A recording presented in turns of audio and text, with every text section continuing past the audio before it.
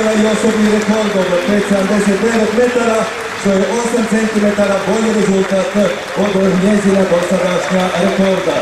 Dres NK Istre 1961, šal i naravno buket cvijeća Mikeli Uručić.